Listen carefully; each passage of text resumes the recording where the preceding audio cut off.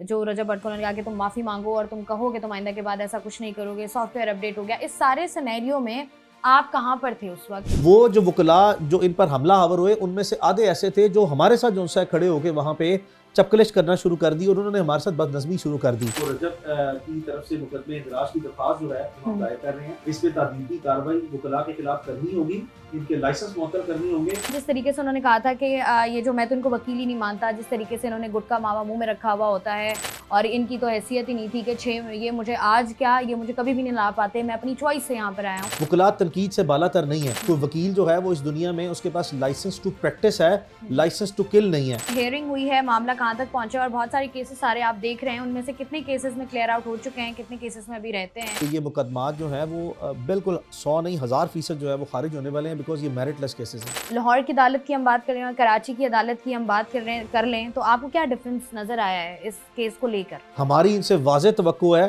कि इसको ये पब्लिकली स्ट्रांगली कंडेम करेंगे। कि आज जो हाथा अदालत में हुआ है, आप उसके बारे में मुझे बताइए कि हुआ क्या? जब वो नीचे बैठा तो उसने कहा कि मैं इसको तोड़ दूं, तो मैंने उसको कहा कि नहीं, तुम्हें बहादुरी दिखानी होगी। अचानक से आप ये किस चक्कर में फंस गए जहाँ पर जो है वो अदालतों के चक्कर भी लगाने पड़ रहे हैं? कभी जिंदगी में सोचा था कि अदालतों के चक्कर भी लगाने पड़ेंगे? रजब ने उसके खिलाफ जो स्टेटमेंट ली वो उसकी बनती थी, मैं उसकी स्टेटमेंट के साथ खड़ा हूँ। टिकटॉकर नौसरबाज वकील हमारी सोसाइटी में आ गए हैं जो सिर्फ अपने व्यूज के चक्कर में हम फेमस लोगों के पीछे पड़ के अपना मंजन बेचते हैं लोगों के अंदर। आप तो काफी टाइम से लंदन में ही हैं, तो आपने साथ आने का फैसला भाईचारे में ही किया? हमने पिछले कुछ 3-4 महीनों में कोई ऐसा दिन नहीं कि जिस दिन हमने मियां साहब को फोन किया हो कि खुदा के लिए हमें बुला लें। तो आपको लगता नहीं है कि उस जिम्मेदारी में कहीं ना कहीं कोताही तो हुई है? ऐसी बातों का सम टाइम निकल जाना और इसके ऊपर साथ में जो एडिटिंग होती है वाली टीम होती है उसको भी देखना चाहिए। सम टाइम वो भी इसको बेदहना कर देते हैं।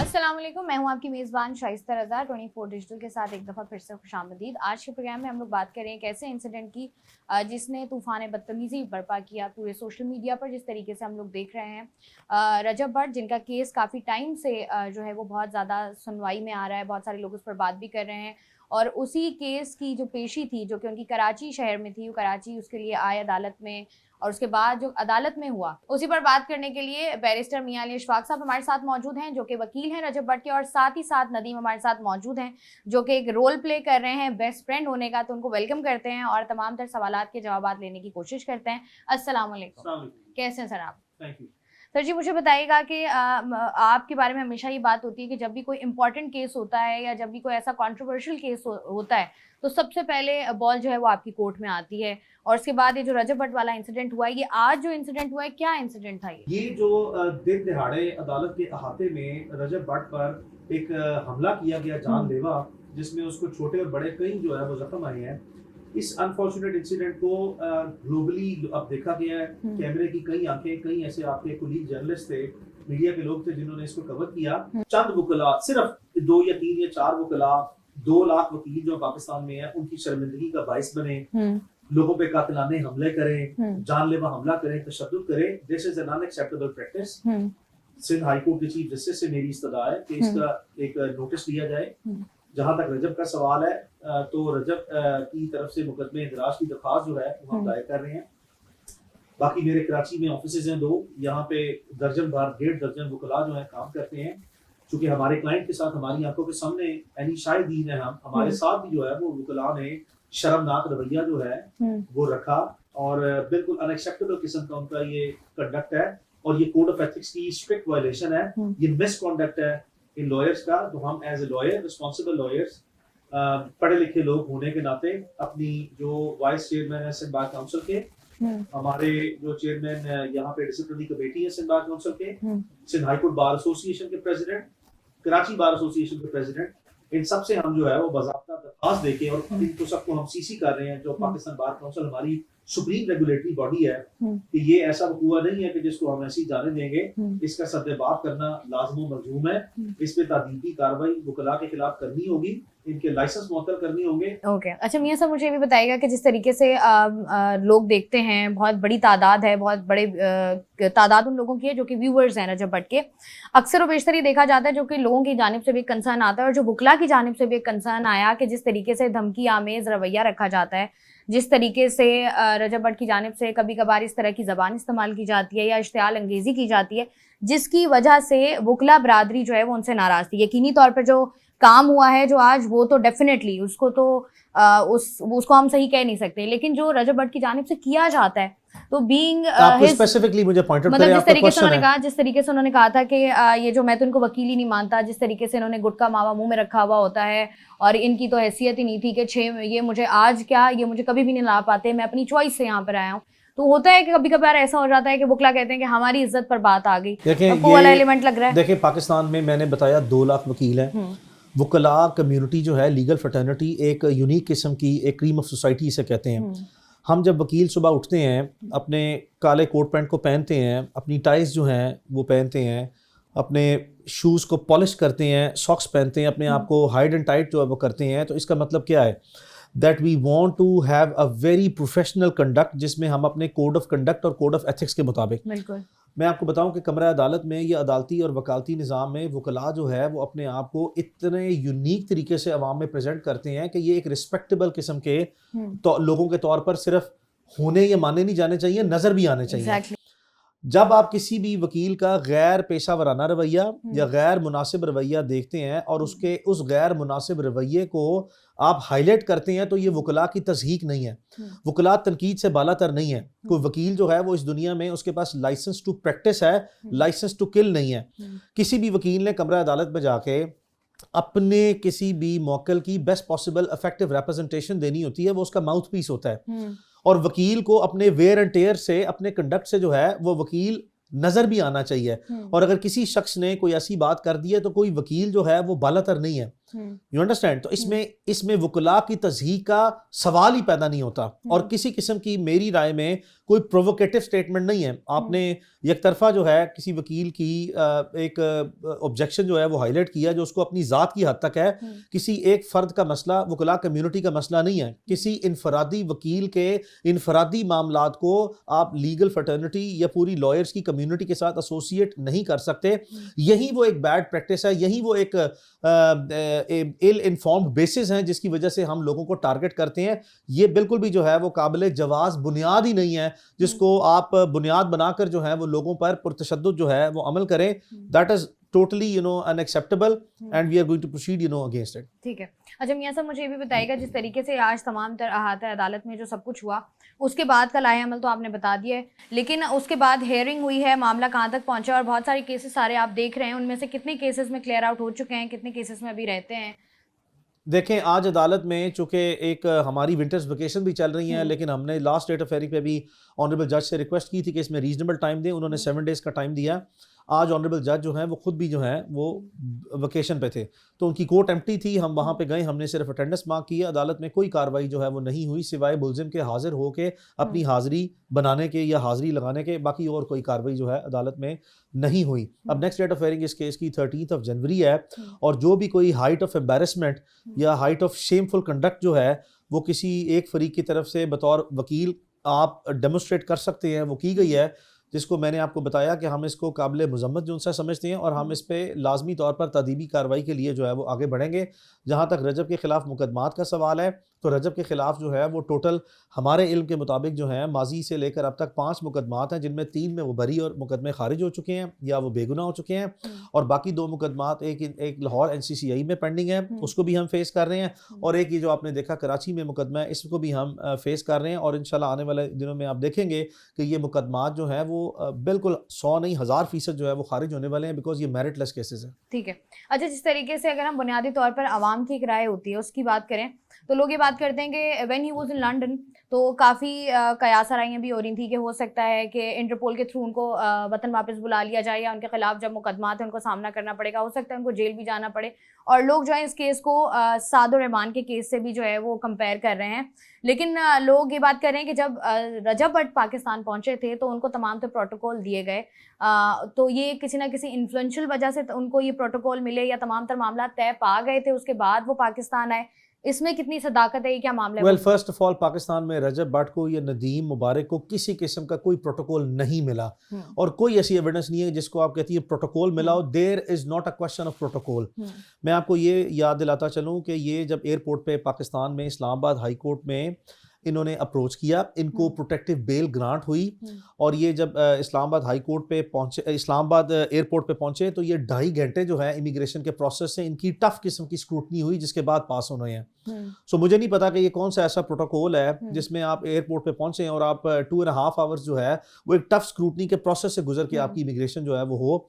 सो ना ही किसी के साथ नदीम मुबारक या किसी का रजब भट्ट के साथ माजी में कोई ताल्लुक या वास्ता जो है वो ऐसा रहा है। एक ही इनकी मामला फहमी है और एक ही इनके मामला तय होते हैं, वो ये अदालतों में जाते हैं और ये अदालतों में जाके अपने मामला जो हैं उनको देखते हैं as a law abiding citizen.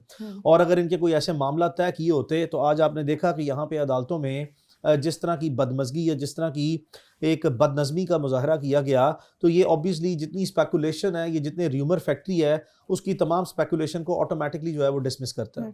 आपको लगता है मियां साहब there is a difference between Lahore and Karachi कि आप कह लें कि एक बिहेवियरल चेंज होता है, लाहौर की अदालत की हम बात कर रहे हैं और कराची की अदालत की हम बात कर लें, तो आपको क्या डिफरेंस नज़र आया है इस केस को लेकर? देखिए, मैंने हमेशा जो है, मैं पिछले 10 साल से जो है वो सिंध भर में प्रैक्टिस कर रहा हूँ। कश्मीर से लेकर कराची तक मैंने प्रैक्टिस की है। मैं सिंध हाई कोर्ट में, लाड़काना बेंच में, सखर बेंच में, हैदराबाद बेंच में, कराची बेंच में आया हूँ। मेरी राय में हमेशा से मैं कराची कोर्ट्स जो हमारी नहीं हैं वो पेशा वराना एतबार से और अपने कंडक्ट के एतबार से एक आइडियल कोर्ट्स नहीं हैं। और जहाँ तक है कि लाहौर के वकला में या कोई कराची के जो सा वकला में कोई ऐसा कभी डिफरेंस नहीं होता, बल्कि मैं हमेशा जो सा है वो ये इस चीज़ को अप्रिशिएट करता हूँ कि सिंध में एक लेवल ऑफ टॉलरेंस जो है या लेवल ऑफ जो एक हमारी एक्सेप्टेबिलिटी है या जो एक लिबरलिज्म है, यानी कि एक अप्रोप्रिएट बैलेंस अप्रोच है, वो पूरे पाकिस्तान भर से हमेशा ज़्यादा रही है। लेकिन और दूसरा ये कि हमने हमेशा जो है वो सिंध को अप्रिशिएट किया है मुल्क भर में कि ये एक ऐसे सूबे के कश्मीर से लेकर कराची तक लोग हैं जिनकी मेहमान नवाजी जो है that is second to none. ये अपनी एक नुमाया मुनफरद जो है मकाम रखते हैं। बट अनफॉर्चुनेटली ये जो हुआ है आज, इससे पूरे पाकिस्तान में जो तासुर है, जो हमने माजी में जो सा एक एडमिटेड और एक पब्लिक पोजीशन लेके रखी है, उसको भी बड़ा सख्त किस्म का धचका लगा है। उससे भी एक बड़ी सख्त जो है वो एक पूरी एक सिंध की मेहमान नवाजी को जो है वो एक बहुत बड़ा सवेयर डेंट जो सा डला है। सिर्फ एक दो लोगों की छोटी सी शोबदेबाजी ने जो है वो इस सूबे की करोड़ों अवाम जो हैं उनके जो एक पब्लिक इमेज है उसको कॉम्प्रोमाइज़ करने की या टार्निश करने की एक अटेम्प्ट जो है वो ली गई है, जो कि मेरी नज़र में अनसक्सेसफुल है और रहेगी। इतने बड़े सूबे के इतने अच्छे और ख़ूबसूरत लोग जो हैं, जो बाय लार्ज लाखों लोगों की मेहमान नवाजी करते हैं, उनको किसी एक या दो इस तरह के जो लोग हैं, ख़ासकर जो अदालतें हैं, जो अदालती निज़ाम को जो धचका पड़ा है कि कौन शख्स ऐसा है जो अदालती निज़ाम पर जो है वो एतमाद करेगा। और हमने माजी में देखा कि वकील जब फरीक बनते हैं ना मुकदमों में, तो हम वो खुद ही हैं कि हमने अपने कुलीग्स की, हमारे लीगल फ्रेटर्निटी में कुलीग्स की हमने लाशें भी जो सा जाके उठाई हैं, हमने खुद जो सा है उनको ज़ख्मी होते उठाया है, हमने उनको जो सा है उनके घर वालों को जो सा है वो इस तरह एक खुदा न खास्ता जो है वो नुकसान उठाते हुए जो सा देखा है। तो जब आप फरीक बन के जो है वो सामने आते हैं और फरीक बन के जो है वो आगे बढ़ जाते हैं अपनी एक हदूद क़यूद से, तो इसका हमेशा आपको रिएक्शन का सामना जो सा रहता है। तो ये कोई अच्छी मिसाल जो है वो यहाँ पे वकला की तरफ से कायम नहीं की गई। मेरा स्ट्रॉन्ग ट्रस्ट है यहाँ पे जो कराची बार एसोसिएशन के लीडरान हैं, Sindh high court bar association के हमारे कुलीग हैं हसीब जमाली, हम यहाँ पे समझते हैं कि ये वो लोग हैं बड़े बड़े सीनियर जो सा यहाँ पे पाकिस्तान के नामी ग्रामी जो सा है वकला और लीडरान हैं। हमारी इनसे वाज़ेह तवक्को है कि इसको ये पब्लिकली स्ट्रांगली कंडेम करेंगे। ना सिर्फ ये कि कंडेम करेंगे बल्कि बाय एनी मीन्स पॉसिबल जो है इन लोगों के खिलाफ कार्रवाई करने में हमारा साथ भी देंगे और इसका सद्देबाब करने के लिए एक वाज़ेह पोजीशन लेंगे। ये पूरे पाकिस्तान के वकला की साख को मजरू करने के लिए जो है एक वकूआ काफ़ी है, क्योंकि आप जानते हैं रजब भट्ट की जो ग्लोबल ऑडियंस है वो सिर्फ पाकिस्तान भर में नहीं है, ग्लोबली पाकिस्तानियों में है, बल्कि हमारी नेबरिंग कंट्रीज में भी बहुत ज़्यादा है। तो ये एक इंतहाई शदीद किस्म का जो है वो मनफी किस्म का और एक बदनज़मी किस्म का जो है वो एक बदकिस्मत वाक़या है, जिसकी कंडेमनेशन जो है वो हम पूरे पाकिस्तान भर के बड़े सीनियर वकला ने सैकड़ों की तादाद में मेरे से रब्ता किया है। पाकिस्तान भर की बार एसोसिएशंस और जो बार काउंसिल्स हैं उनके प्रेसिडेंट्स ने, उनके वाइस चेयरमैन ने भी मुझसे रब्ता किया है और अब तक जो है मुझे अपनी उन्होंने एक कंडेमनेशन जो है वो कन्वे किए हैं और वाज़ेह तौर पर जो उनसे यकीन दिलाया है कि हर तरह से जो है वो इस तरह की जो काली भेड़ें हैं चंद, उनके खिलाफ जो है वो हमारे साथ हैं और रहेंगे। और यही हम जो उनसे है वो रवैया एक्सपेक्ट करते हैं। यहाँ के लोकल जो हमारे मकामी लीडरान हैं वकीलों के उनसे हम ये एक्सपेक्ट करते हैं। अच्छा मियां साहब, मुझे ये भी बताइएगा कि जब ये सारा इंसिडेंट हो रहा था, जो वीडियोस मंजर आम पर अभी इस वक्त आ रही हैं कि माफ़ी मांगे आप, जो रजब भट्ट को उन्होंने कहा कि तुम माफ़ी मांगो और तुम कहो कि तुम आइंदा के बाद ऐसा कुछ नहीं करोगे, सॉफ्टवेयर अपडेट हो गया, इस सारे सिनेरियो में आप कहाँ पर थे उस वक्त? आप बड़ा लोगों को खूबसूरत कहीं- आपका सवाल है। आपको कहीं पहले पता था कि ऐसा कुछ हो सकता बड़ा है? खूबसूरत सवाल है आपका। देखें, आज जब हम सुबह अदालत में आए तो अदालती हाथे जो हैं वो सारे बंद थे। हमें पता लगा कि अदालत में आज स्ट्राइक थी, तो मैं और मेरे ऑफिस के जो वकला हैं 7-8, हम गेट नंबर 1 से जो है वो गेट एक जो जहाँ से पब्लिक एंट्रेंस होती है वो गेट बंद कर दिया था, और हमें वहाँ पे एडमिनिस्ट्रेशन ने बताया कि आप गेट 1 पे चले जाएं, जो कि जजेस वाला गेट है। तो जब हम वहाँ पे गए तो हमने अपने क्लाइंट से जो है वो रब्ता किया रजब भट्ट से कि आप कहाँ पे हैं। उन्होंने कहा कि हम गेट नंबर 3 से जो है वो एंटर हो रहे हैं। तो हमारा गेट नंबर 1 और इनके गेट नंबर 3 में मिनिमम जो है वो 500 मीटर्स यानी कि आधा किलोमीटर का जो सा है वो ये डिस्टेंस है। तो फिर हमारे साथ आपके मीडिया के कोलीग्स भी जो हैं, काफ़ी आपके 7-8 मीडिया के कोलीग्स थे। हम यहाँ से सारे वकला, हमारे मेरे ऑफिस के हम 7-8 लोग और आपके 7-8 मीडिया के जो साथी हैं वो गेट नंबर 1 से गेट नंबर 3 की तरफ गए। जब हम गेट नंबर 3 की तरफ गए तो फिर मैंने इनसे रब्ता किया, तो इन्होंने हमें बताया कि अब ये जजेस की गेट की तरफ आ गए हैं। तो फिर उसके बाद इनकी जो एंट्री है वो जजेस गेट से हुई, जहाँ से आगे जाके in the middle of the way जो सा ये बदकिस्मत वाक़या हुआ। और इन द मीन टाइम जो है वो जो वकला जो इन पर हमला आवर हुए, उनमें से आधे ऐसे थे जो हमारे साथ जो सा खड़े होके वहाँ पे चपकलिश करना शुरू कर दी और उन्होंने हमारे साथ बदनज़मी शुरू कर दी। तो एक तरफ तो ये इनको जो सा है वो हमला आवर होके इन पे जानलेवा हमला जो सा है वो इन लोगों ने किया, इनको फिजिकल असॉल्ट और अटैक किया, और दूसरी तरफ जो है वो हमारे साथ जो है वो कॉन्वर्सेशन में, हीटेड कॉन्वर्सेशन में जो है वो एंगेज रहे हैं। तो इस तरीके से जो है वो ये सारा मामला जो है वो आगे बढ़ा है। मियां साहब से हमने बात कर ली है, नदीम मुबारक इस वक्त हमारे साथ मौजूद है, इनसे भी जरा बात कर लेते हैं। अस्सलाम वालेकुम नदीम, वालेकुम सलाम। कैसे हैं आप? ठीक ठाक। ज्यादा चोटें तो नहीं आई? नहीं, बस हमने बच बचाई हो गई। बच बचा हो गया। मुझे ये बताइएगा, अच्छे खासे आप मोबाइल फोन्स बांट रहे थे लोगों को फ्री में, आप पर कोई मुकदमा भी नहीं है, अचानक से आप ये किस चक्कर में फंस गए जहाँ पर जो है वो अदालतों के चक्कर भी लगाने पड़ रहे हैं? कभी जिंदगी में सोचा था कि अदालतों के चक्कर भी लगाने पड़ेंगे? आपके सवाल का जवाब देने से पहले मैं आपके क्वेश्चन नंबर 2 में थोड़ा ऐड करना चाहूँगा कि आपने कहा कि रजब ने उस वकील को कहा कि आप मुंह में गुटखा लेके मैं आपको वकील नहीं मानता। असल में वो जो वकील था वो पिछले कुछ महीनों से जो एक बेसलेस FIR उसने करवाई, उसके बाद वो मुसलसल जो रजब को टारगेट करता आ रहा था कि मैंने तुम्हारा पासपोर्ट ब्लॉक कर दिया, मैंने तुम्हारा नाम ये कर दिया। उसकी हर वीडियो में रजब फैमिली होती थी, और इवन के वो अपनी गुफ्तगू को बहुत पर्सनल ले गया था, इवन के वो उसको पैन भी लाकर इस तरह की गुफ्तगू करने लग गया था। ठीक है, लेकिन इतने महीने भी रजब भट्ट ने कोई रिस्पॉन्स नहीं दिया। रजब भट्ट अपना लास्ट पहली तारीख पे वो अपने हमारे वकील साहब के साथ वो पेश हुआ, वो वहां से चला गया, लेकिन वो वकील फिर बाज नहीं आया। तो रजब ने उसके खिलाफ जो स्टेटमेंट ली वो उसकी बनती थी, मैं उसकी स्टेटमेंट के साथ खड़ा हूँ कि इस तरह के जो चंद टिकटॉकर नौसरबाज वकील हमारी सोसाइटी में आ गए हैं, जो सिर्फ अपने व्यूज के चक्कर में हम फेमस लोगों के पीछे पड़ के अपना मंजन बेचते हैं लोगों के अंदर, इनके खिलाफ इंशाल्लाह क्रैकडाउन होगा और हम कानूनी कार्रवाई भी करेंगे, जैसा कि आपको हमारे वकील साहब ने कहा, और इंशाल्लाह ताला हम इनको मंजिल मकसूद तक पहुंचाएंगे, क्योंकि जो प्रोफेशनल और पढ़े लिखे वकील होते हैं वो इस तरह के काम नहीं करते, उनका इस तरह के लोग चीज़ों से कोई काम नहीं। अब बात हूँ आपके क्वेश्चन की तरफ कि मैं असल में जब मेरे ऊपर और रजब के ऊपर FIR थी NCCI की तरफ से, जो भी बोगस FIR डाली गई थी, उस पर भी हमारे वकील साहब मियाँ साहब है, तो मैं भी लंदन चला गया भट्ट के पास, तो हमारे नाम एयरपोर्ट पे ब्लॉक्स थे। तो हमें जब कुछ महीनों बाद मियाँ साहब ने कहा कि यू आर ओके, तो फिर हमने प्रोटेक्टिव बेलें ली अपना इस्लामाबाद हाई कोर्ट से और हम वापस आए। तो उसी दौरान जो थी हमारी जो दोस्ती थी वो भाईचारे में बदल गई रजब के साथ, हमने एक दूसरे का मुश्किल में साथ दिया। तो इसलिए मैं जहाँ भी जाता हूँ तो उसके साथ साथ वो कहता जी मेरा तुम्हारे मेरा दिल नहीं लगता। तो लास्ट टाइम भी मैं आया था, मैं कोर्ट नहीं आ सका, तो इस बार भी मैं वो जिधर होते हैं हम इकट्ठे होते हैं। अच्छा, जब लंदन से जब पाकिस्तान तक का सफर हुआ तो लोगों ने ये कहा कि लंदन से जो है वो वीज़ा को खारिज कर दिया गया और जो है वो निकाल दिया गया, तो उसमें आप तो काफ़ी टाइम से लंदन में ही हैं, तो आपने साथ आने का फैसला भाईचारे में ही किया? असल में मेरे ऊपर जो FIR थी वो सेम FIR भट्ट के ऊपर भी थी, तो मेरा भी नाम था PCL में था और भट्ट का भी नाम था। तो जैसे हमें हमारे वकील साहब ने इंस्ट्रक्शन दी हमने उसी को फॉलो किया, और मैं बाद में भी आ सकता था क्योंकि मेरे पास सिटीजनशिप थी।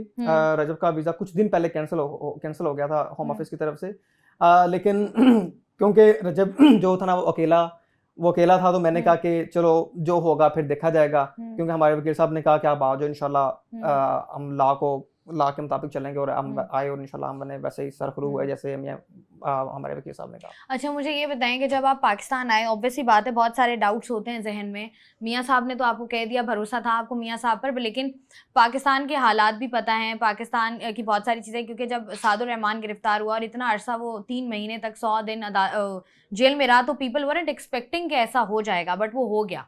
बहुत सारे लोगों के साथ बहुत कुछ हो गया। तो आपको किसी मोमेंट पर ये लगा कि अगर व्हाट इफ हमें एयरपोर्ट से गिरफ्तार कर लिया जाता है तो हम क्या करेंगे? आपने सवाल किया? बिल्कुल, हमने पिछले कुछ 3-4 महीनों में कोई ऐसा दिन नहीं कि जिस दिन हमने मियाँ साहब को फ़ोन किया हो कि खुदा के लिए हमें बुला लें, हम अच्छा। तंग आ चुके हैं यहाँ पे। हम इनको रोज़ तंग करते थे, ये हमें हमेशा यही कहते थे कि अभी टाइम नहीं आया, जब आपका टाइम आएगा इंशाल्लाह मैं आपको गो हेड दूंगा। तो हमने इनकी इंस्ट्रक्शन को फॉलो किया और जैसे ही इन्होंने हमें कहा कि अब आ जाएं, तो हमें इनके ऊपर यकीन था कि क्योंकि पहले भी रजब भट्ट के जितने भी केसेस थे वो इन्होंने डील किए, तो कभी आज तक रजब भट्ट अरेस्ट नहीं हुआ, तो हमें इनके ऊपर पूरा इत्मीनाद था और वैसे ही इंशाल्लाह जैसे इनके ऊपर हमने इंस्ट्रक्शन को फॉलो किया हम आए और हम अरेस्ट नहीं हुए। अरेस्ट नहीं हुए। हाँ। तो अभी आगे कुछ चांसेस लग रहे हैं या मियाँ साहब पे भरोसा पूरा है? नहीं, इंशाल्लाह हमें इनके ऊपर पूरा इत्मीनाद है पूरा कि हमें इत्मीनाद। लगता है कि हमें इंशाल्लाह ऐसा कोई सीन नहीं है कि हम कोई भी अदारा जो है ना, जब तक आपने कोई गलत काम ही नहीं किया, हम आपने कोई क्राइम ही नहीं किया, तो किस बात पे अदारा आपको अरेस्ट करेगा। और अच्छा, ऐसा होता है ना कि जैसे आपने मियाँ साहब भी ये बात कर रहे थे, आप भी बात कर रहे हो कि जब आपके पास बहुत सारे फॉलोअर्स हों या आपके व्यूअर्स बहुत ज़्यादा हों, तो आपके ऊपर एक रिस्पॉन्सिबिलिटी भी आ जाती है कि क्योंकि हर बंदा चाहता है कि वो फॉलो करे कि अच्छा अगर ये रजब भट्ट ऐसा बना है तो अगर हमने यहाँ तक पहुँचना है तो हमें ये वाला पाथ फॉलो करना पड़ेगा। तो आपको लगता नहीं है कि उस जिम्मेदारी में कहीं ना कहीं कोताही तो हुई है? कुछ ऐसी बातें या कुछ ब्लॉग्स में या कुछ ऐसी बातें कह दी जाती हैं जिसकी वजह से जो है वो लोग जो है वो उसको गलत इन्फ्लुएंस गलत हो जाते हैं? देखें, सोशल रिस्पॉन्सिबिलिटी तो हमारे ऊपर होती है, लेकिन एक बंदे ने जब डेली व्लॉग करना हो 35 मिनट्स का, तो सम टाइम अगर उसके मुंह से कोई आगे पीछे बात हो जाती है तो इसका मतलब ये नहीं कि उसने अपने दिल से या नियत से ऐसा कहा है। ये ऐसी बातों का सम टाइम निकल जाना और इसके ऊपर साथ में जो एडिटिंग होती है वाली टीम होती है उसको भी देखना चाहिए। सम टाइम वो भी इसको बेध्याना कर देते हैं, तो इसमें कई लोगों से वो प्रोसेस होकर वीडियो पब्लिश होती है। इसमें सिर्फ ये नहीं कि जो रजब भट्ट ने बोल दिया वही सामने आ गया। यही सवाल करने वाली थी कि चलें अगर स्लिप ऑफ टंग हो भी जाता है तो एडिट पर चीज जो है वो कट जाती है, निकल जाती है, तो वो वहां पर एडिट पर भी नहीं निकलती असल में वहां पे उसकी पास 2 लड़के काम करते हैं वहां पे, तो उनकी भी रिस्पॉन्सिबिलिटी होती है कि चीज़ों को देख के और उन चीज़ों को कट करना जहाँ पे कुछ स्लिप ऑफ टंग हुई है। लेकिन अगर सम टाइम जब डेली वो भी काम कर रहे होते हैं, डेली उन्होंने काम करना होता है, अगर उनसे भी सम टाइम ऐसी कोई चीज़ 36 मिनट के अंदर ऐसी चीज़ स्किप हो जाती है, तो ये कोई नियत में तो ऐसी कोई बात मेरे नहीं ख्याल कि उसने ऐसी कर दी है कि जिसके ऊपर ऐसे दंगा फसाद होना चाहिए और उसके पीछे पड़ जाना चाहिए। सिर्फ ये है कि वो भी टॉप पे है यूट्यूब में, तो बस लोग उसके पीछे हैं। और आप वैसे भी आम जो छोटे मोटे यूट्यूबर्स होते हैं, छोटे मोटे जो होते हैं टिकटॉकर्स, वो भी बड़ी बड़ी अब्यूजिंग करते हैं टिकटॉक लाइव के ऊपर। इवन के नॉट इन पॉज, अभी टिकटॉक अब्यूजिंग चल रही है, इंस्टाग्राम लाइव अब्यूजिंग चल रही है, गंदी बातें, गाली गलौज, उनके खिलाफ कोई एक्शन नहीं होता क्योंकि वो रेलिवेंस नहीं है। और क्योंकि रजब भट्ट और हम बहुत रेलिवेंस है मार्केट में, तो लोगों को यहाँ पे अच्छे व्यूज मिलते हैं, बस इसीलिए लोग हमारे पीछे रहते हैं, नाम ले रहे होते हैं। अच्छा, मुझे नदीम ये बता दीजिएगा कि आज जो हाथ अदालत में हुआ है, आप उसके बारे में मुझे बताइए कि हुआ क्या? इसमें मियाँ साहब ने हमारे वकील साहब ने आपको पहले सब कुछ बता दिया। असल में जब हम वहाँ पहुँचे हैं तो ये डिफरेंट गेट पे थे, हम डिफरेंट गेट पे थे, तो जिसकी वजह से मिसकम्युनिकेशन हुई और हम अदालत के अंदर से ही वकील साहब के पास जा रहे थे, तो रास्ते में कुछ जो वकील आए हैं उन्होंने आके दहावा बोला है, तो मैंने फौरी तौर पे भट्ट को अपने दबोचा है और उसको मैं साइड पे किया है। और जब वो नीचे बैठा तो उसने कहा कि मैं इसको तोड़ दूं, तो मैंने उसको कहा कि नहीं, तुम्हें बहादुरी दिखानी होगी और तुमने यहीं रहना मेरे पास। तो वो वहीं बैठा रहा है और वहाँ को तकरीबन 50 सेकंड गुजरे होंगे और उसी पीछे से आए मियाँ साहब आए हैं, इन्होंने आके पूरे अग्रेसिव से भट्ट को पकड़ा है और मुझे ऐसे साइड पे किया और इसमें उन्होंने पूरा जो है ना, जहाँ पे वकील थे उनका ऐसे पुश किया पीछे और वो दिलेरी के साथ ये हमें अपने ऊपर ले गए हैं और कोर्ट रूम में वहाँ हाजिर लगाई और फिर मियाँ साहब हमें ले गए ऊपर अपना कमेटी रूम में, वहाँ बैठे हैं। और वहाँ पे किसी उन्होंने कहा, उन्होंने रिक्वेस्ट की कि माफ़ी वाली वीडियो, तो मियाँ साहब ने उनको क्लियर स्टांस किया कि कोई किस्म कोई माफ़ी वाली वीडियो नहीं, जो भी होगा नेक्स्ट प्रोसीडिंग में होगा। और उसके बाद मियाँ साहब ने वहाँ से लिया, हम बाहर निकले और निकले चले। ठीक है जी, बहुत बहुत शुक्रिया नदीम मुबारक और मियाँ साहब हमारे साथ मौजूद थे। आज का जो इंसिडेंट जिसके बारे में बात बात हो रही है अदालत में जो भी हुआ, ऑब्वियसली बात है कि मुजरिम का फैसला करना अदालतों का काम होता है और ऑनरेबल अदालत का एहतराम करना पूरी कौम की जिम्मेदारी होती है। लेकिन वहीं पर जब इस तरह का कोई इंसिडेंट हो जाता है तो चाहे गलती पर कोई हो या ना हो, एक डिफरेंट एंगल स्टोरी का निकलता है। एंड वी आर होपिंग कि सिचुएशन जो है वो बेहतरी की तरफ जाए और बहुत सारे ऐसे लोग जो कि बहुत नेगेटिव लाइट में आ रहे हैं उनका भी जो मौक़िफ़ है वो सामने आए। मैं हूँ आपकी मेज़बान शाइस्ता रज़ा, मुझे दें इजाज़त, अपना रखिएगा ख्याल, अल्लाह हाफ़िज़।